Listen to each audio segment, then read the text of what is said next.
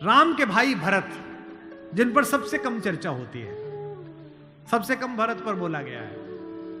लक्ष्मण उनके साथ 24 घंटे रहते हैं। शत्रुघ्न पर तो कम ही बोला गया है, भरत पर सबसे कम बोला गया है। सरस्वती ने देवताओं के कहने पर मंथरा की बुद्धि फेर दी। सरस्वती ने देवताओं के कहने पर कैकेयी की बुद्धि फेर दी।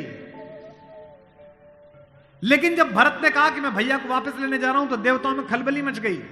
बोले यार अभी तो गया है ये, और इसको लेने ही चल दिया,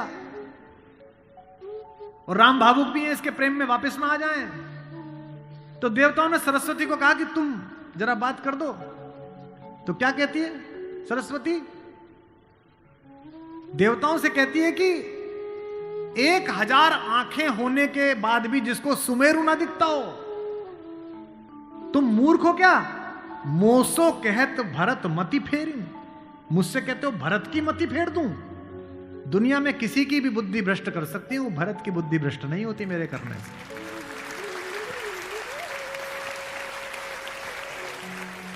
भरत जब भैया को ढूंढते हुए निकले, तो पूरे खानदान को लेकर निकले। भरत ने कहा किसी की तो मान लेंगे, कौशल्या की मान लेंगे, ससुर को भी लेकर गए। जब पहली रात भरत वहीं रुके जहां राम रुके थे, भरद्वाज के आश्रम में। सुबह चलते समय भरत संकोच में थे, तो भरद्वाज ने कहा कि राजन, क्योंकि राजा हो चुके थे, आपके चेहरे पर संकोच है। तो भरत ने डरते हुए कहा कि महर्षि मैं डरा हुआ हूं, मेरी मां ने इतनी बदतमीजी की बात कर दी, मैं बाहर था। भरत को नहीं बताया गया था कि पिता दिवंगत हो गए, पता है आपको ये बात थी? भरत को संदेश भेजा गया था तो उसमें यह नहीं कहा गया था कि पिता एक्सपायर कर गए, यह कहा गया था कोई इमरजेंसी है, घर आओ। अयोध्या के बाहर नंदीग्राम में इनके पूर्वजों का एक मंदिर था, जहां इनके पूर्वजों की प्रतिमाएं लगी हुई थी। मानधाता की, दिलीप की, रघु की, अज की, नहुष की। वहां भरत रास्ते में रुके अपनी सेना के साथ पूजन करने के लिए, कि पूर्वजों का पूजन कर लूं, पुरखों का। पुरोहित ने हाथ में थाली दी, तो पहले इसका पूजन प्रथु, जो सबसे पहले जिनके कारण ये पृथ्वी कहलाती है, इनके घर के, फिर मानधाता का, फिर राजा बलि का जिन्होंने अपना मांस दे दिया था, रंतिदेव का। पूजन करते करते अज, रघु, दिलीप तक आए, और जैसे ही उन्होंने अगली मूर्ति देखी तो देखी पिताजी की मूर्ति। तेज तो थे ही, उन्होंने पुरोहित की तरफ देखा कि ये क्या? पुरोहित की आंख में आंसू, उसने कहा कि महाराज नहीं रहे, और भरत के हाथ से थाली छूट गई। भरत ने कहा मुझे किसी ने बताया क्यों नहीं कि पिताजी दिवंगत हो गए, क्या हुआ था?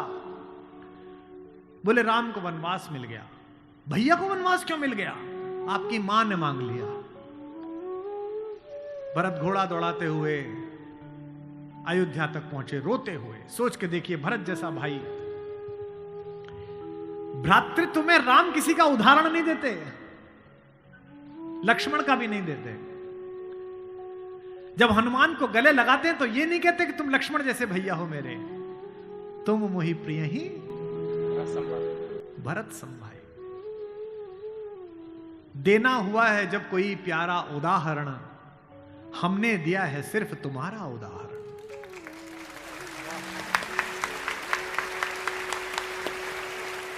तो भरद्वाज से भरत ने पूछा कि भैया मुझे माफ तो कर देंगे ना? मैंने इतनी बड़ी गलती की, एक ऐसी गलती जो भरत ने की नहीं, उसके पश्चाताप में भरत। मां ने इतनी गलती की, मुझे माफ तो कर देंगे? भरद्वाज ने कहा हे राजन, मुझे पता नहीं कि तुम्हारे बड़े भाई तुम्हें कितना प्रेम करते हैं या नहीं, लेकिन जब वो यहां से जा रहे थे और सुबह के समय उन्होंने गंगा पार करने के लिए पुरोहित को बुलाकर स्वस्ति वाचन का मंत्र किया, तो बड़े खुश थे, प्रसन्न थे कि मैं वनवास पे जा रहा हूं, चेहरे पे मुस्कुराहट थी। लेकिन पुरोहित ने हाथ में जल दिया, और जैसे ही पुरोहित के मंत्रों के बीच में निकला कि जम्बूद्वीपे भरत खंडे, और जैसे ही भरत सुना, राम के हाथ से जल गिर गया और वो जमीन पर गिर पड़े और हाय भरत चिल्लाने लगे। इतना प्रेम तुम्हें राम करते हैं।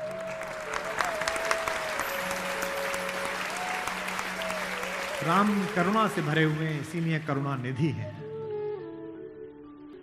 इसीलिए कहता हूं कि इस कहानी से पॉलिटिक्स सीखिए, इस कहानी से स्ट्रेटेजी सीखिए, इस कहानी से ह्यूमन वैल्यूज सीखिए, फैमिली वैल्यूज सीखिए। और जो राजनीति में लोग काम करते हैं उनसे भी अनुरोध है कि सदा जनता की भावनाएं ही सत्य नहीं होती। इस देश का पहला लोकतंत्र का मानक गढ़ा राम ने, जिसने कहा कि जनता ही सदैव सत्य नहीं है, नीति सत्य है। मैं इसको सिद्ध करके बताऊंगा अब आपको। जब राम जंगल गए तो सब दुखी थे, सब परेशान थे, हर आदमी उन्हें लौटाना चाहता था। अगर राम उसी दिन लौट आते तो सब खुश हो जाते। लेकिन राम ने जनमत का सम्मान नहीं किया, नीति का सम्मान किया। जब पहली बार चित्रकूट पहुंचे तो वन देवी उनका स्वागत करने के लिए आई।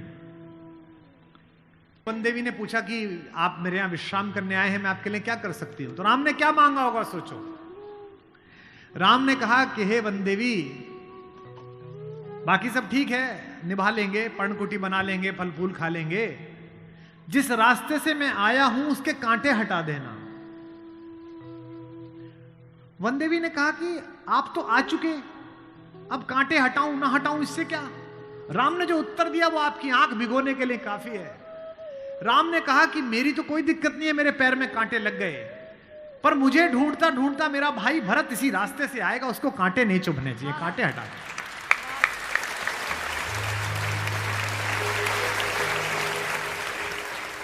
तो वन देवी को जिज्ञासा हुई। वन देवी ने कहा कि यथाज्ञा पयति महाराज, हे महाराज आपने जो आज्ञा दी मैं कर दूंगी। एक छोटी सी मेरी जिज्ञासा है,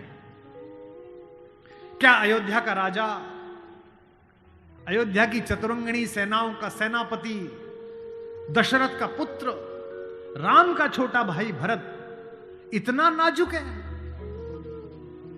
कि रास्ते में चलेगा तो उसके कांटे चुभ जाएंगे? राम ने कहा नहीं, वो तो वज्र के समान है, उसकी छाती से टूटकर तो इंद्र का वज्र टूट जाता है, ये कांटे उसे परेशान नहीं करेंगे। वन देवी ने कहा फिर क्यों हटा दूं? बोले परेशानी यह है कि जब उस रास्ते पर आएगा अगर एक कांटा भी चुभा तो उसका दिल यह सोचकर टूट जाएगा कि मेरे कारण मेरे भैया को इन कांटों को झेलना पड़ा है।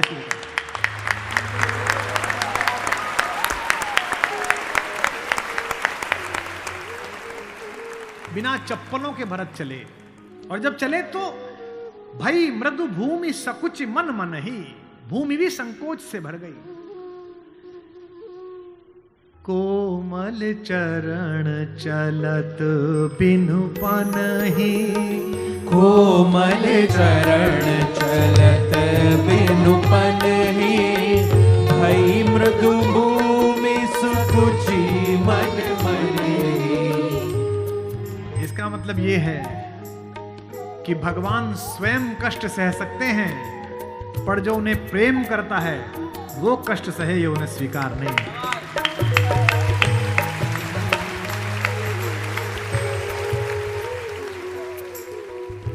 चित्रकूट में रात्रि का समय है,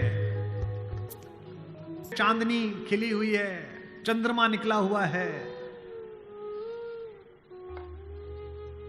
ये वो पल था जहां से राम की कहानी पलट सकती थी।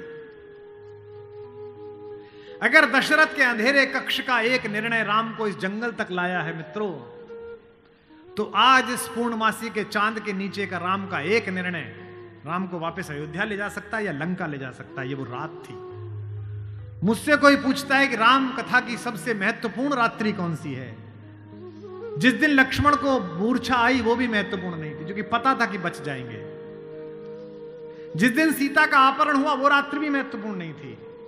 यही रात महत्वपूर्ण थी, यही रात अंतिम, यही रात भारी, जिसमें भरत, शत्रुघ्न, तीनों माताएं, गुरु वशिष्ठ, ससुर साहब, सास, सब आए हैं कि बस राम लौट चलो। तदनंतर बैठी सभा उटज के आगे, नीले वितान के तले दीप बहु जागे। टकटकी लगाए नयन सुरों के थे वे, सब देख रहे थे। परिणाम उत्सुक उन भया तुरों के थे वे, वह चंद्रलोक था कहां चांदनी वैसी।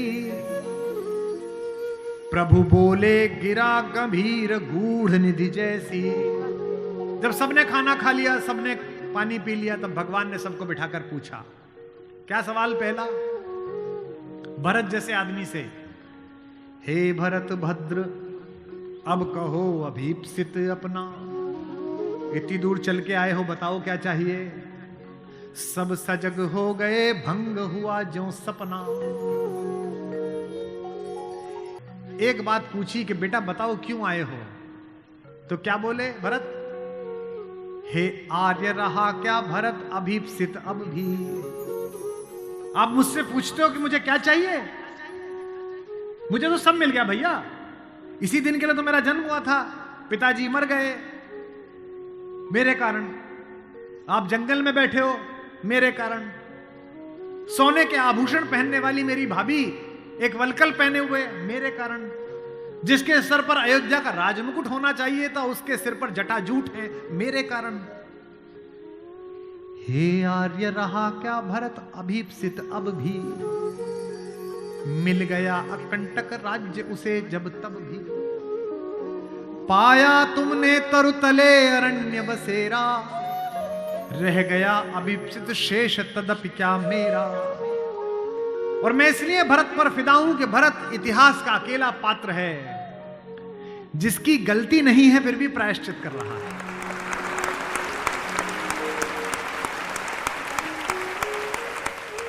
भरत अकेले हैं जिनकी कोई गलती नहीं है, उनकी मां की गलती है और वो प्रायश्चित कर रहे हैं। यहीं से राम का लोकतंत्र प्रारंभ होता है। कैसे? पूरी अयोध्या सोचती है कि कैकेयी अपराधिन है। राम उस रात 2 काम करते हैं। भरत को लोकतंत्र का मंत्र देते हैं और कैकेयी को स्वीकार करके क्षमा का मंत्र देते हैं। उन्हें पता था कि अगर भरत लौट भी जाएगा तो जीवन भर मां से बात नहीं करेगा, पूरी अयोध्या इनके नाम पर नाराज रहेगी। इसलिए जब तीनों माएं पहुंची हैं, प्रथम राम भेंटी कैकेयी। राम ऐसे थोड़ी है कि हायरार्की नहीं जानते हो कि पहले अपनी बड़ी मां का प्रणाम करें, फिर सुमित्रा का प्रणाम करें, फिर कैकेयी का प्रणाम करें। उनको पता था कि कैकेयी के बारे में लोगों के मन में अच्छी धारणा नहीं है। अगर देश के प्रधानमंत्री या आपके प्रदेश की मुख्यमंत्री किसी ऐसे व्यक्ति को मिल लें जिसके बारे में आपकी अच्छी धारणा न बन रही हो, तो आपकी धारणा बदलती है कि प्रधानमंत्री मिले थे, मुख्यमंत्री मिली थी, इसका मतलब अच्छा है। अगर ऐसे व्यक्ति की प्रशंसा कर दें, वो तो राम है, उनको पता है कि कैकेयी की मनोदशा कैसी है। और कैकेयी खुद कहती भी है, कहती है बेटे मुझसे जो अपराध हुआ है वो किसी से नहीं हुआ है। कहते आते थे अभी सभी नरदेही, माता न कुमाता पुत्र को पुत्र भले ही। पर हाय आज यह सुने विरुद्ध विधाता, है पुत्र पुत्र ही बनी कुमाता माता। क्या कहती हैं? युग युग तक चलती रहे कठोर कहानी, थी रघुकुल में भी एक अभागिन रानी। थूके मुझ पर त्रैलोक्य भले ही थूके, जो कोई कह सके कहे क्यों चूके। लेकिन एक बात मांगती हूं राम तेरे दरबार में, छीने न भरत का किंतु मातृपद मुझसे, रे राम दुहाई करूं और क्या तुझसे।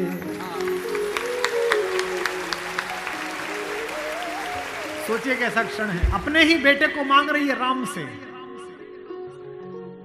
कैकेयी अपने बेटे के लिए कह रही है कि राम तू सबको सब देता है बेटा, मुझे सिर्फ इतना दे दे, मुझे रानी मत रहने दे, जंगल में रख ले, भरत की मां बनी रहूं बस। इसी के लिए तो सब किया था। राम ने क्या कहा?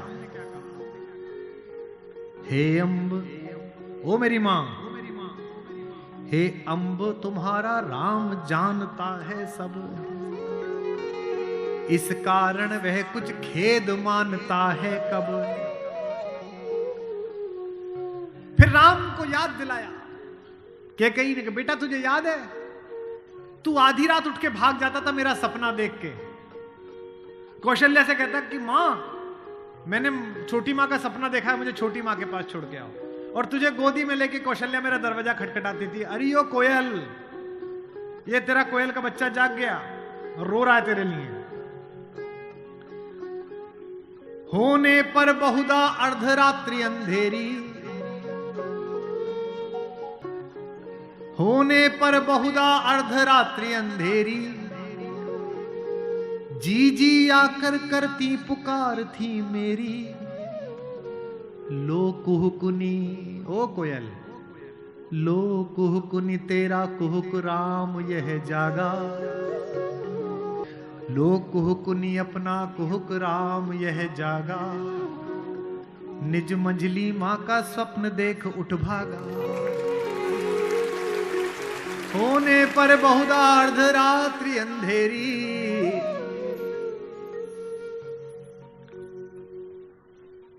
राम ने क्या कहा, मैं वही राम तू वही कैकेयी मेरी।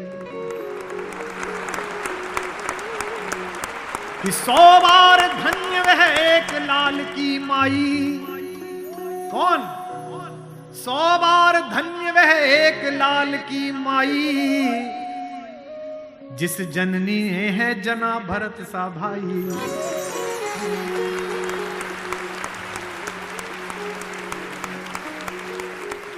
पागल सी प्रभु के साथ सभा चिल्लाई।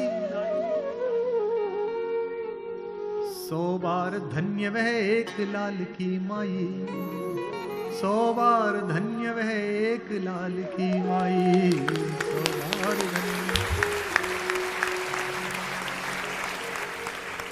कौशल्या से लेकर जनक तक सबका बहुमत राम को लौटाने का था, लेकिन राम नीति के साथ रहे, जनमत की उपेक्षा नहीं है। भरत जैसा भाई पाना, लक्ष्मण जैसा भाई पाना, कैसे कैसे चरित्र हैं भाई। एक भरत की पत्नी है मांडवी, उनका जिक्र नहीं होता। एक हमारी मां और है उर्मिला, उसका जिक्र नहीं होता। उर्मिला का कलेजा देखिए, मांडवी का कलेजा देखिए। जिस दिन लौटने के बाद भरत ने राज्य संभाल लिया, भाई की पादुकाएं रखकर सिंहासन पर, कौशल्या जाग रही थी। उन्होंने देखा कि ऊपर कोई घूम रहा है, कोई छाया घूम रही है महल में अंतःपुर में।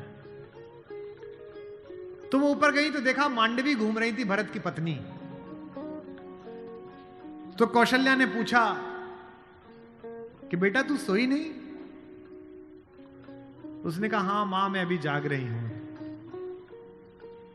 भरत सो गया होगा बेटा, तो उसके कक्ष में चली जा। तो कौशल्या से मांडवी ने कहा कि मां वो तो है ही नहीं यहां, कहां गया? बोले उन्होंने कहा कि भैया जब तक जमीन पे सोएंगे, भैया जब तक जंगल में रहेंगे, मैं महल में नहीं रहूंगा। वो अयोध्या के बाहर जो नंदीग्राम दिखता है ना वहां दूर, वहां उन्होंने कुटिया बना ली है, प्राइम मिनिस्टर ऑफिस वहीं बना लिया, वहीं फाइल मंगाते हैं। तुझे नहीं ले गया? संकोच में पड़ी हुई मांडवी ने कहा, मां मैंने तो कहा था आप जंगल में अकेले कैसे रहेंगे कुटिया में, मैं सेवा कर दूंगी, ले चलो। उन्होंने कहा नहीं, भाभी राम भैया के साथ चली गई हैं, तीनों माओं को देखने के लिए कोई नहीं है, तुम यहीं रहो, उनकी जिम्मेदारी हम पर है। कौशल्या ने कहा कि बेटा सो जा। बोले मां वो उनकी कुटिया दिख रही है, उसमें अभी दीपक जला हुआ है, यानी कि वो अभी काम कर रहे हैं। एक बार वो दीपक मंगल हो जाए, अंधकार हो जाए, तो मैं भी जाकर सो जाऊंगी। ऐसी मांगी।